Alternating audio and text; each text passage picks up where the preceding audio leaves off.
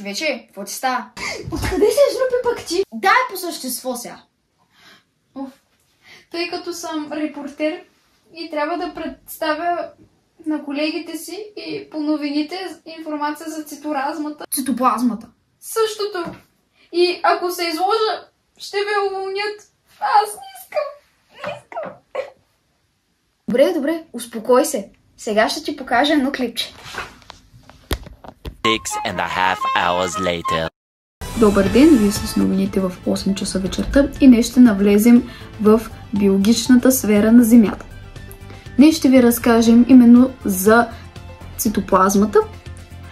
Тъй като много добре разказвам за цитоплазмата, няма да говоря аз, а ще ви покажа едно клипче. Приятно гледане!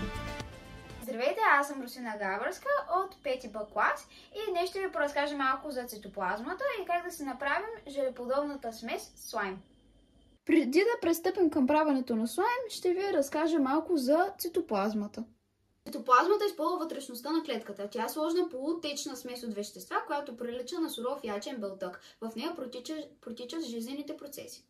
Цитоплазмата представлява около 80% от обема на клетката и съдържа вода, соли, органични молекули и ензими, които са нужни на клетката за катализиране на реакции. Основното вещество е цитолозът. Цитолозът е полупрозрачна течност, която заобикаля останалите цитоплазмени компоненти. За правенето на слайм ще са ви нужни една купа, една лъжица, разтвор за лещи, лепило и сода бикарбонат. Така, първото нещо, което ще направим е да излеем част от това лепило в съда. И толкова стига.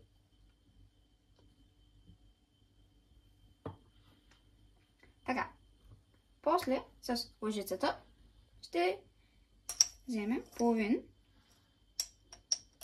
лъжица сода бикарбонат,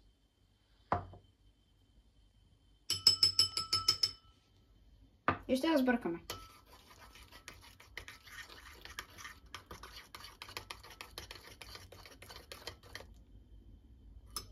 После, капка по капка, добавяме разтвор за лещи, докато започва слайма да се отлепя от съда.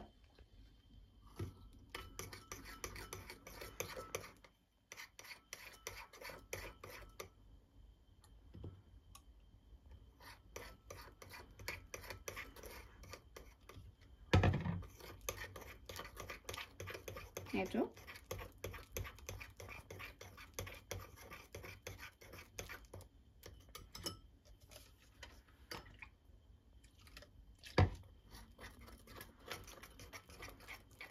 И така правим, докато успешно успеем да отлепим слайма.